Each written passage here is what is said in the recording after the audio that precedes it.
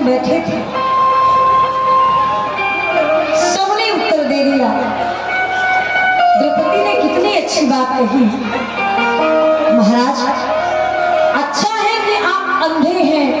दुनिया वाले कहेंगे कि कुरुवंश के राजा अंधे थे, वरना महाराज नेत्र होता तो आप ये वर्णित दृश्य देख नहीं पाते। परमात्मा सदैव अपने भक्त की रक्षा करते हैं। परमात्मा का अवतार जो होता है ना, अपने भक्त के हित के लिए ही होता है। करम सदा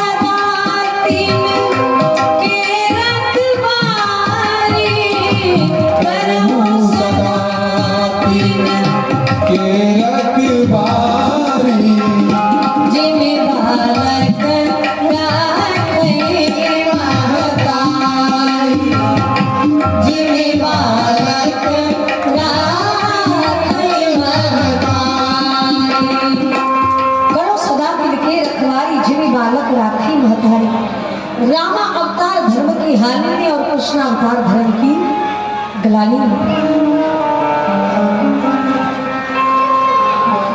परमात्मा अपने भक्त के भक्त हेतु लीला करियो अवतरित होते हैं।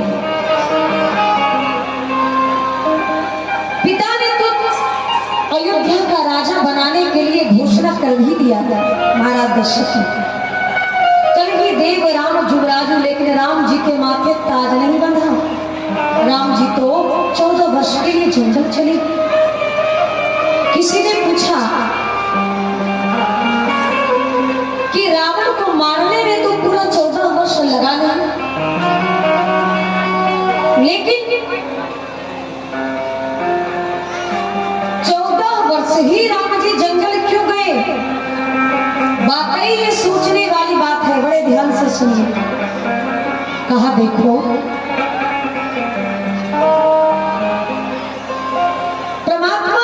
है ना, वो अपने भक्त की इच्छा पूर्ति के लिए जब अवतरित होते हैं धरती पे।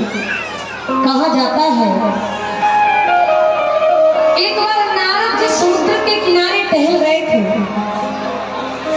और समुद्र ने जब प्रणाम किया तो नारद जी ने कहा कि हे समुद्र, सब कुछ तुम्हारे पास है लेकिन सुंदर स्त्री नहीं है, कहाँ मिलेगी? का रोज तुम्हारे तट पे आती है जल लेने, पार्वती को कहो तुम्हें पति के रूप में ग्रहण कर ले। मैया पार्वती जब जल लेने के लिए समुद्र के किनारे आई तो समुद्र ने कहा मुझे पति रूप में स्वीकार करो। माता पार्वती ने श्राप दे दिया, समुद्र तुम्हें अहंकार है, अपनी सत्ता पे घमंड है, अरे हम श्राप देते हैं कि शीघ्र ही तुम्हारी सारी संपत्ति नष्ट हो जाए। सारे देवताओं की बैठक हुई और देवताओं के बैठक में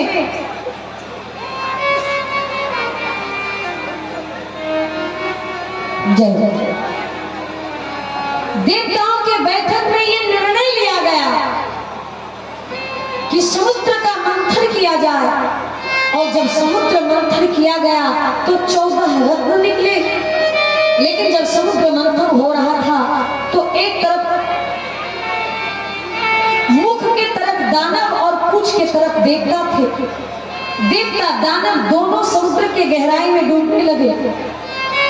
उस समय भगवान नारायण ने कच्छप अवतार लिया, कछुए का अवतार, और अपने पीठ के सहारे समुद्र मंथन पूरा।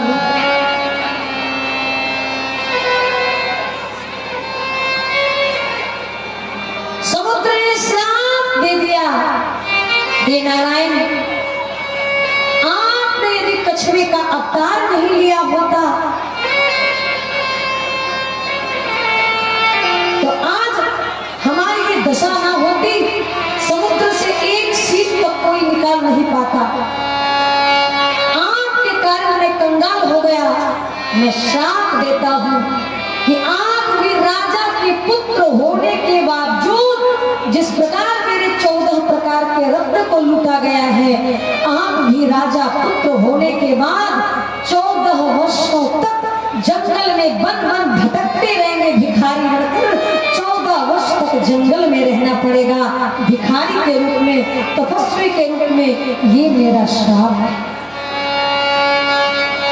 समुद्र के श्राप के कारण भगवान को 14 वर्ष जंगल में रहना पड़ा। देखिए,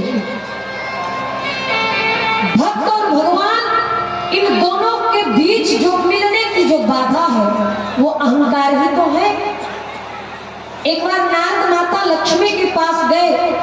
नारायण पूजा कर रहे थे, भक्त के ध्यान में मगन थे। माता लक्ष्मी ने कहा कि नारायण तो अभी ध्यान मगन है, उनकी चरण पादुका बाहर पड़ी है, उसे प्रणाम करके चले जाओ।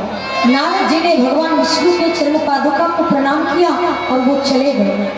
चरण पादुका उछल पड़ी।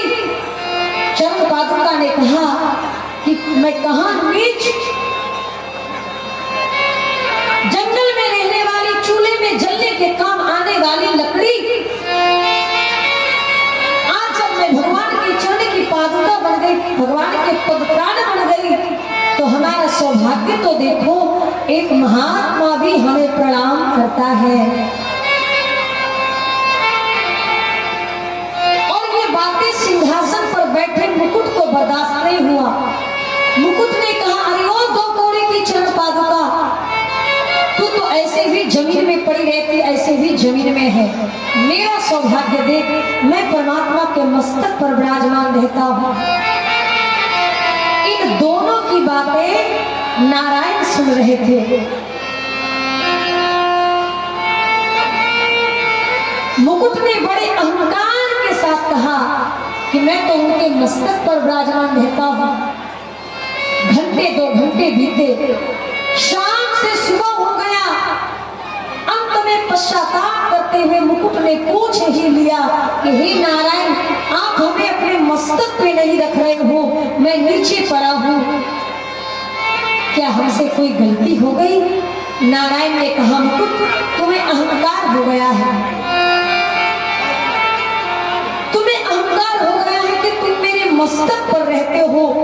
इसलिए सुनो मुकुट, जिस चरण पादुका को तुमने 2 कौड़ी की लकड़ी कहा, वो चरण पादुका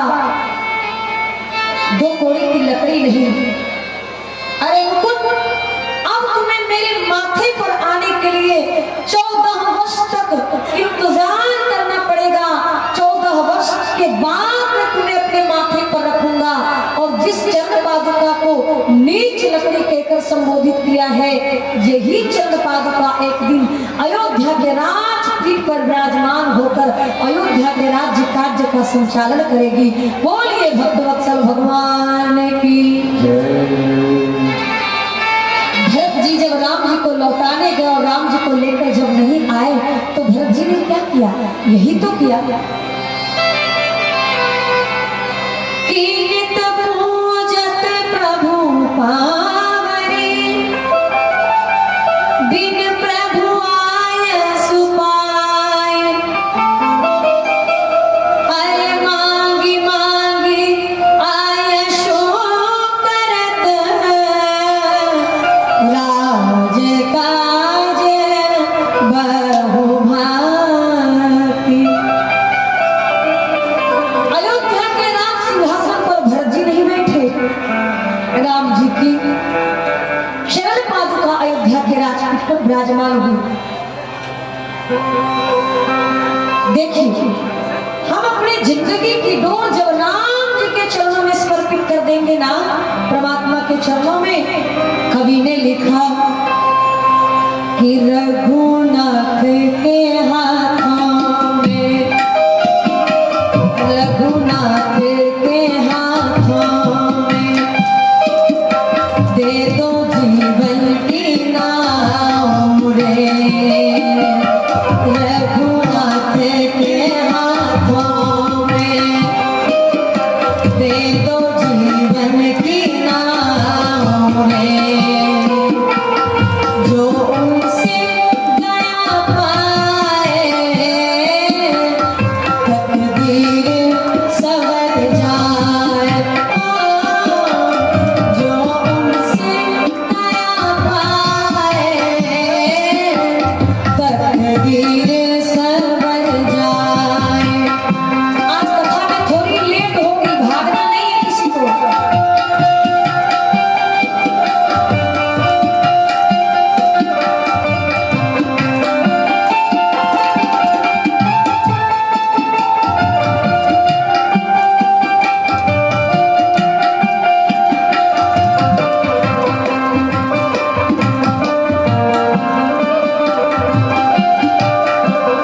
विश्वास को तुम अपने कभी खोने नहीं देना। चरणों से अलग मन को कभी तू होने नहीं देना।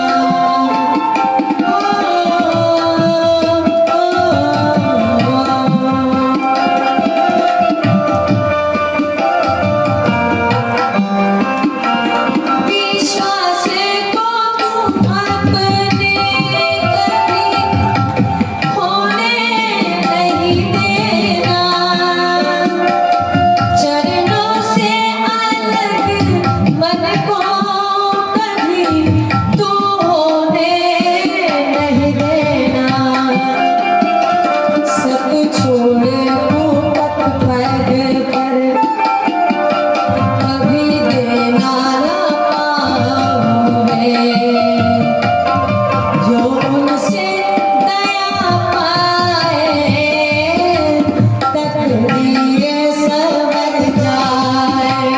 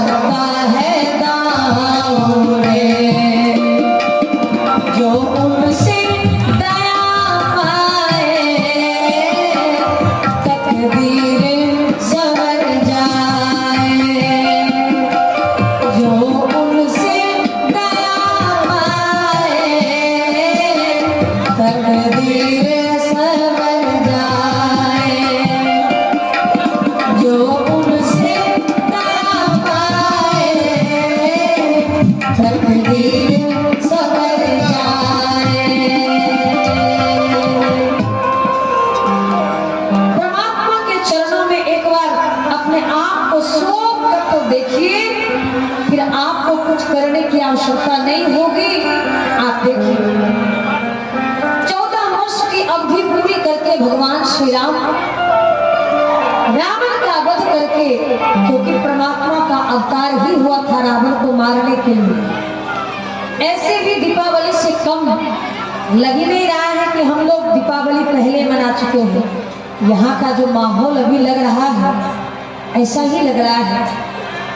इतनी सुंदर रंगोली, इतने सुंदर दिए की व्यवस्था, और फिर जहाँ तक जिस मंच पे हम बैठे हैं, हमारे प्यारे और छोटे भैया नवीन जो आपके सामने बैठे हैं, नवीन जी, इनकी जो व्यवस्था है, इन्होंने जो ये तैयार किया है, हम जितनी भी इनकी प्रशंसा करें सच में वो कम होगी। अच्छा, इनका नाम भी क्या है? नाम का अर्थ नित्य नया। इनके नाम का अर्थ ही है नया, जो कभी पुराना ही ना हो। और हम माँ भगवती से कृपा करेंगे कि इनके जीवन में इतनी खुशियां दे, इतनी उपलब्धि हो, इनके जीवन में इतनी कामयाबी हो कि सच में इनका कोई लक्ष्य पुराना ना हो, जीवन पर्यंत इनको कामयाबी मिलती रहे, चाहे वो हमारे भैया माइक वाले हो। इनकी भी जो व्यवस्था है, इन्होंने भी बहुत सहयोग किया है, इस समिति को बहुत ज्यादा सहयोग किया है दोनों। हाँ, और हमारे भैया गजेंद्र जी, जिसमें कहीं कोई लेना देना नहीं, बिल्कुल फ्री सेवा। मतलब किनका किनका नाम ले हैं, बहुत को चेहरे से जान रहे हैं, नाम से नहीं जान रहे हैं। और जिनके चेहरे को हम जान रहे हैं, व्यासपीठ से उस चेहरे को देखकर भी दुआ दे रहे हैं, चाहे नवीन जी हो, चाहे प्रहलाद जी हो, चाहे भैया गजेंद्र जी हो, बम जी हो। अच्छा, आप भैया क्या नाम है आपका? रवि। अच्छा, जिनका नाम ही साक्षात सूर्य ही हो, फिर उसको क्या कहें। यानी जितनी भी प्रशंसा की जाए इन नौजवानों की कम होगी। हमें पहली बार ऐसे तो 1-1.5 साल से लगभग कोरोना लगभग चल ही रहा था, तो इस कथा के लिए हमसे बात चल रही थी। भैया बम जी, आपके अगल बगल जो परमात्पुर खाली है ना, वो जो बड़ा कार्यक्रम हुआ था अखिल भारतीय वाला, उसमें हम कथा बोल रहे थे। और इन्होंने कहा कि दीदी, मैं वहां जब बैठा तो मैंने कसम लिया था कि अपने दुर्गापुर ग्राम में मैं दीदी की कथा जरूर करवाऊंगा इनके मुखारविंद से। और माँ भगवती ने इनका सुन भी लिया।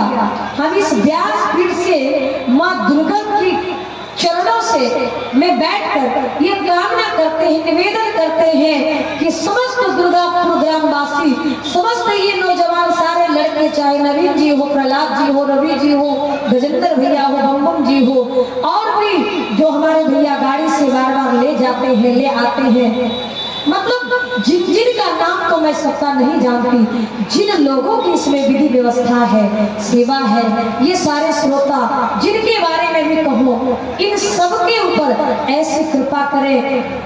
कई बार लोगों ने चर्चा भी किया कि दीदी दुर्गा पूजा में कार्यक्रम दे दीजिए ना, तो मैं माँ भगवती से प्रार्थना करूंगी कि हे माँ भगवती, दुर्गापुर ग्राम वासियों के लिए ऐसी कृपा बरसाना, ऐसी कृपा बरसाना कि एक पूजा से 10 पूजा तक बिल्कुल मस्ती से यहाँ राम कथा, भागवत कथा हो। ऐसी